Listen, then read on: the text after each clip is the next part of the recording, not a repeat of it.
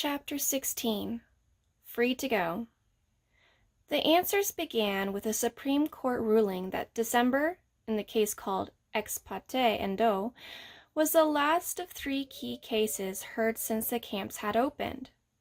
In the first, Gordon Hirabayashi, an assize student from the University of Washington, challenged the evacuation order. He had also violated the Army's curfew, imposed early in 1942 on all West Coast Japanese. He challenged the racial bias of these actions and the abuse of his civil rights.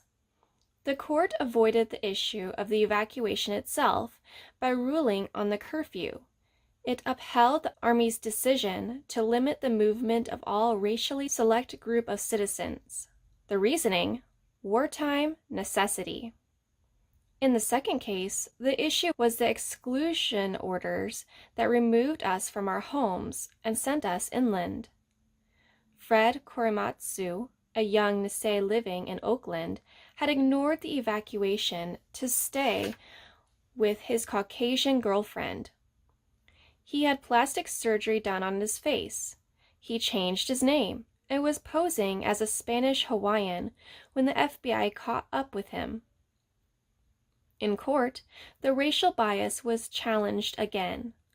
Why were no German Americans evacuated? It was asked.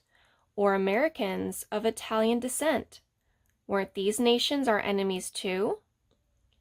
Due process had been violated, Korematsu claimed, along with other constitutional rights. But the Army's decision to evacuate was also upheld by the Supreme Court. The final case challenged the internment itself. Soon after she was evacuated in April 1942, Mitsuendo, a 21-year-old Nisei and an employee of the California State Highway Commission, had filed a petition for habeas corpus, protesting her detention at Topaz Camp in central Utah. She spent 2.5 years awaiting the High Court's decision, which was that she had been right. The government cannot detain loyal citizens against their will. Anticipating the ruling, the Army's Western Defense Command had already announced that the mass exclusion order of 1942 were being rescinded. Next, it was announced that all the camps would be closed within the coming 12 months, and that internees now had the right to return to their former homes. In our family, the response to this news was hardly joyful.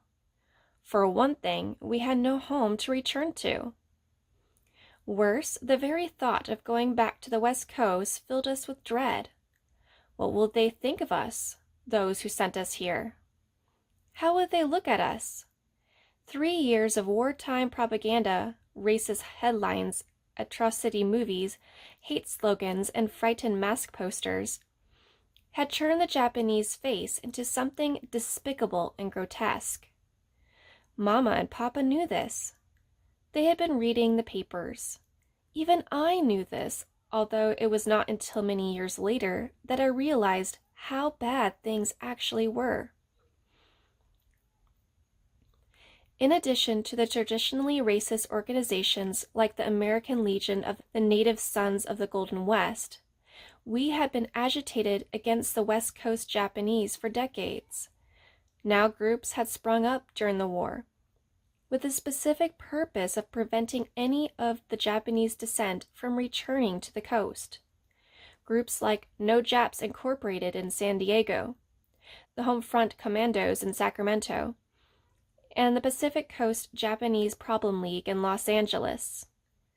Also, some growers' associations threatened by the return of the internee farmers had been using the war as a way to foment hostile feelings in the major farming areas. What's more, our years of isolation at Manzanar had widened the already spacious gap between the races, and it is not hard to understand why so many preferred to stay where they were. Before the war, one of the standard charges made against the Japanese was their clannishness. their standoffness, their refusal to assimilate. The camps had made this a reality in the extreme. After 3 years in our desert ghetto, at least we knew where we stood with our neighbors, could live more or less at ease with them. Yet now the government was saying we not only were free to go, like the move out of Terminal Island and the move to Owens Valley, we had to go. Definite dates were being fixed for the closing of the camp. By January of 45, a few determined internees were already trying to recover former homes and farmlands. Ominous reports of their reception began trickling back to confirm our deepest fears. A Nisei man had been assaulted on the street in Seattle. A home was burned in San Jose. Night riders carrying shotguns had opened fire on a farmhouse near Fresno, narrowly missing 2 sleeping children.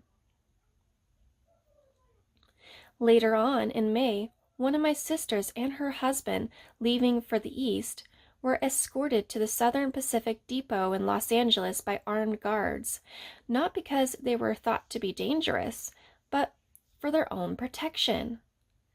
Most of the Japanese returning to the coast resettled without suffering bodily harm. But gossip tends to thrive on bad news, not good. Stories such as these spread through the camp and grew in our minds like tumors. I remember hearing them discussed in our barracks, quietly, as if Ku Klux Klansmen lurked outside the window, the same way my brothers discussed our dilemma during the brief stay in Boyle Heights before the evacuation. I would listen to the stories and I would cringe, and this was both odd and confusing to me because ever since we'd arrived, the outside world had loomed in my imagination as someplace inaccessible yet wonderfully desirable. I would recall our days in Ocean Park. I would flip through the Sears Roebuck catalog, dreaming of the dresses and the boots and the coats that were out there somewhere at the other end of the highway, beyond the gate. All the truly good things, it often seemed, the things we couldn't get, were outside, and had to be sent for or shipped in. In this case, God and the Sears Roebuck catalog were pretty much one and the same in my young mind. Once during the novena of the Mary Knoll Chapel, I had asked for something I desperately longed for and had never seen inside the camp. We were told to ask for something we really wanted. We were to write it on a piece of paper, pray devoutly for 9 days, and if we'd prayed well, it would be answered. The nuns expected us to ask for purity, or soul, or holy life. I asked God for some dried apricots. I wrote this on a piece of paper, dropped it into the prayer box, and began to fantasize about how they would arrive in a package from Sears Roebuck. I knew how they would taste and feel in my hands. I said my rosary 30 times a day for 9 days, and for 9 more days after that I waited. The dried apricots never came. My faith in God and the Catholic Church slipped several notches at that time, but not my faith in the outside, where all such good things could be found. I went back to flipping through the catalog. Those images, of course, had come from my past. What I had to face now, a year later, was the future. I was old enough to imagine it, and also old enough to fear it. The physical violence didn't trouble me. Somehow I didn't quite believe that, or didn't want to believe such things could happen to us. It was the humiliation. The continuous, unnamed ache I had been living with was precise and definable now. Call it the foretaste of being hated. I knew ahead of time that if someone looked at me with hate, I would have to allow it, to swallow it. Because something in me, something about me deserved it. At 10, I saw the coming, like a judge's sentence, and I would have stayed inside the camp forever rather than step outside and face such a moment. I shared this particular paralysis with Mama and Papa, but not with my older brothers and sisters. The hostility worried them, but their desire to be rid of Manzanar outweighed that worry. They were in their 20s and had their lives to lead. They decided to take a chance on the East Coast. It was 3,000 miles away, with no history of anti-Orientalism. In fact, no Oriental history at all. So few people of Asian ancestry had settled there.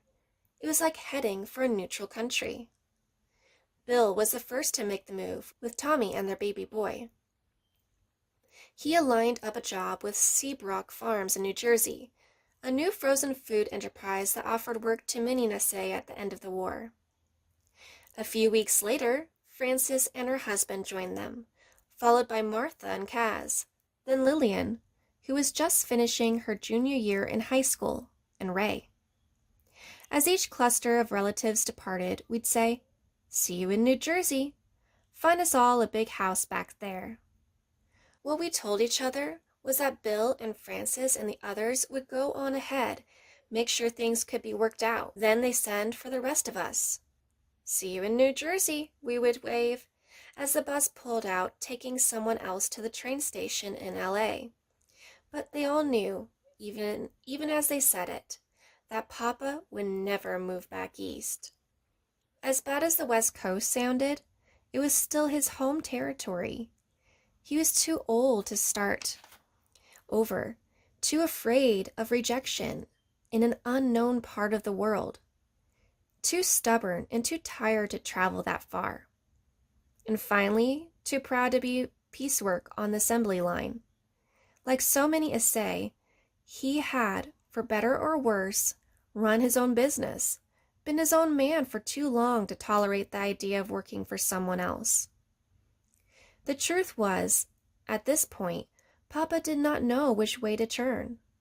In the government's eye, a free man now, he sat, like those black slaves you hear about who, when they got word of their freedom at the end of the Civil War, just did not know where else to go or what else to do, and ended up back on the plantation, rooted there out of habit or lethargy or fear.